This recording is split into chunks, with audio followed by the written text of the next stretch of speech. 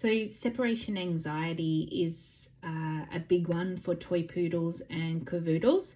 So what we want to do as much as possible is put our puppy into its playpen when it's sleep time and those downtime periods.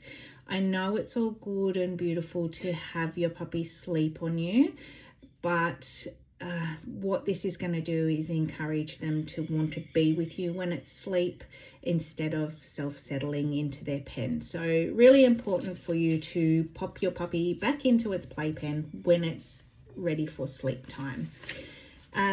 This socialization is very important for your puppy. I know we can't take our puppies out to those high trafficked areas at the moment, but we can still take them in our carry bags. We can still take them when we go to for coffee dates.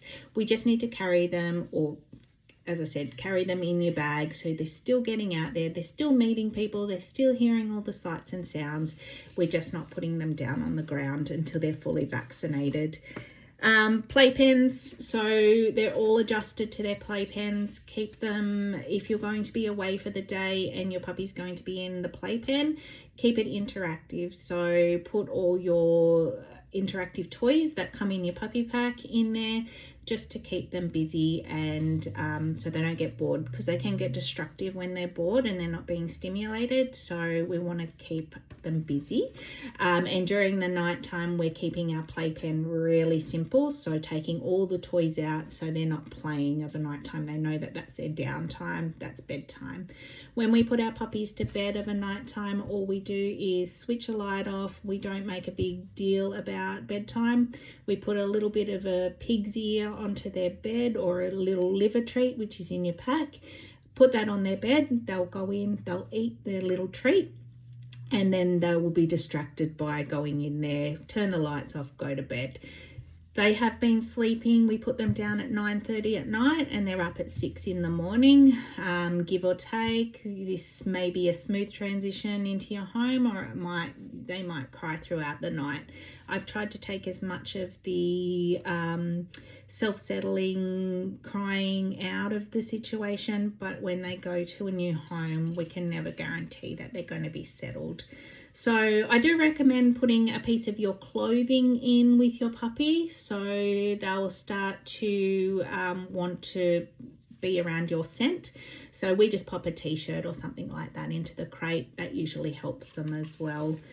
Toileting, so first thing you want to do when you get your puppy home is take them straight out to the area that they need to toilet, and you're going to take your puppy to that same spot every time that they toilet.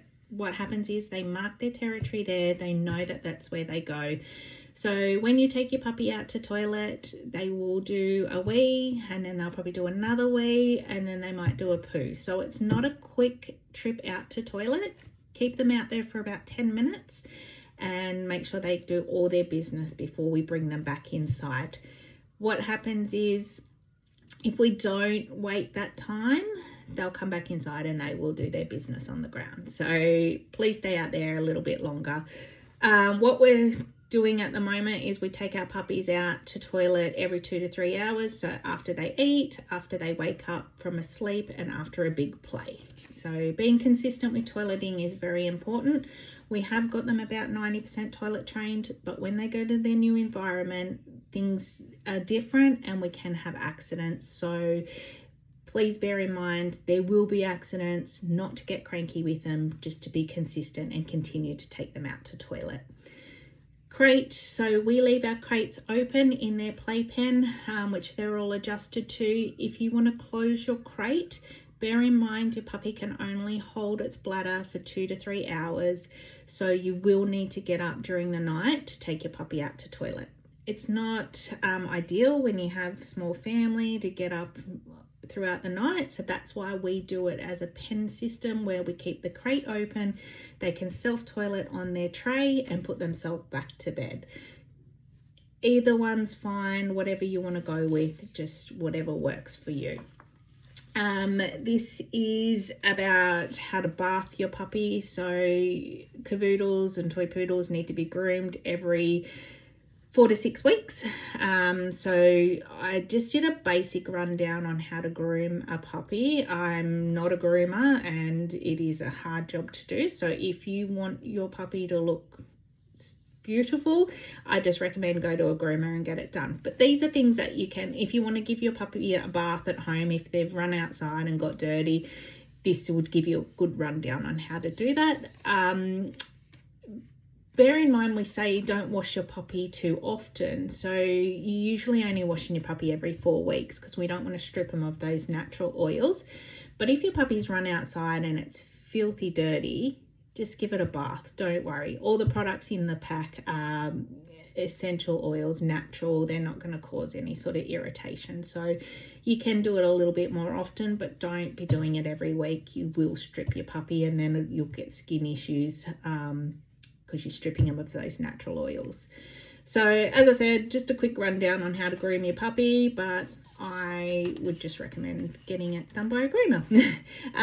You can trim your puppy's nails every couple, so they've had their nails trimmed every 2 weeks, which is I just get a little pair of nail clippers and I just take the very tip off their nails.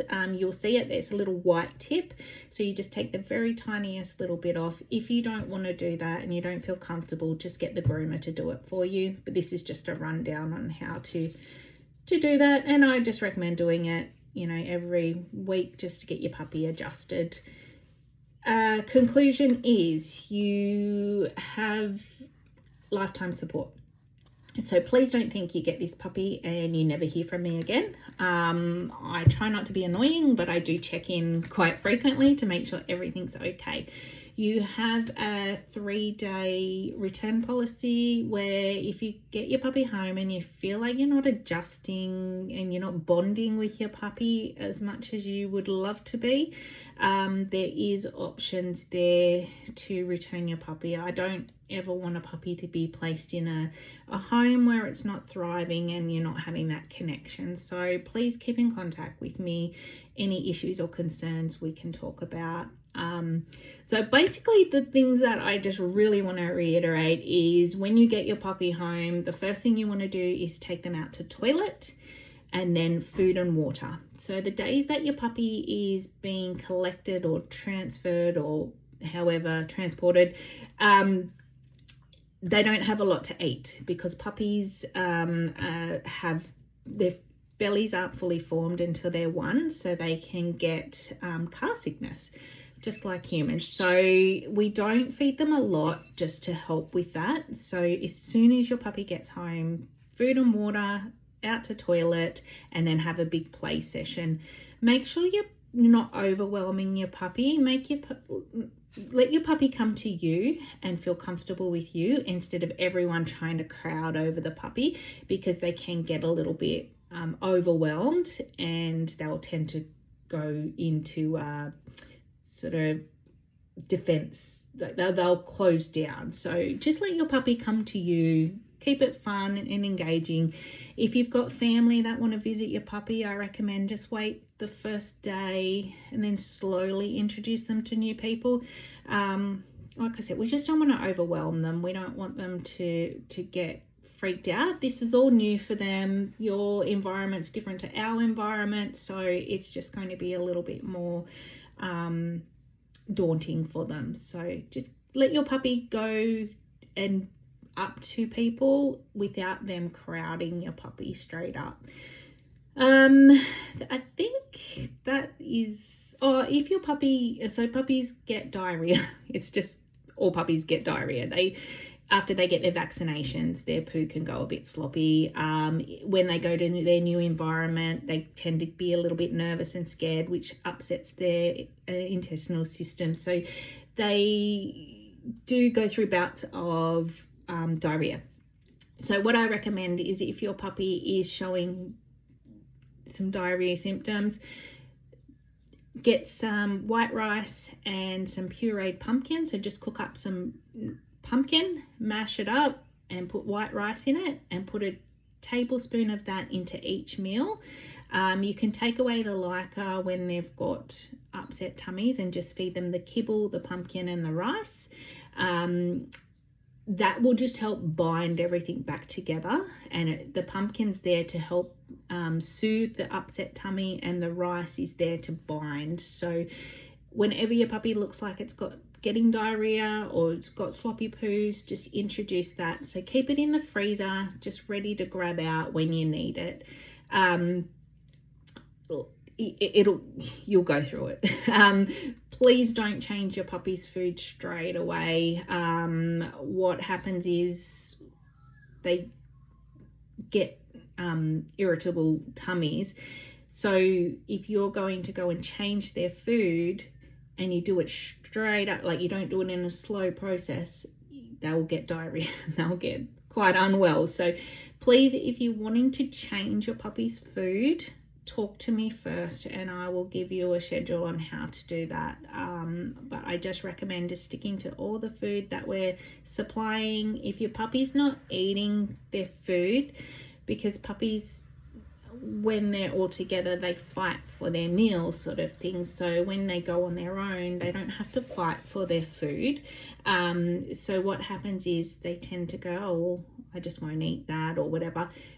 They're like kids. Don't stress if they don't eat it. They'll eat it the next meal. Obviously, if it's gone 48 hours and they haven't eaten anything, then that's a concern. But don't be too worried if your puppy doesn't eat much in the first couple of days, because it is an adjustment and we are still learning all those different environments and things. So just keep all that in mind. If you have any questions along the way and you feel there's something I haven't covered in this book, just send me a message. I may not get back to you straight away, but it will be within that day, and I'm here to help. So please keep in contact. We want to hear about your puppy. We want to see all the beautiful photos as they grow up. We want to be a part of this journey with you. So please keep us in the loop. Always just send us a message whenever your puppy gets a groom, or send us a photo. We love to see that, and we love to keep everyone that's following on our Instagram page up to date with where our puppies have gone and how they're progressing in their life. So it's a really beautiful process to be a part of.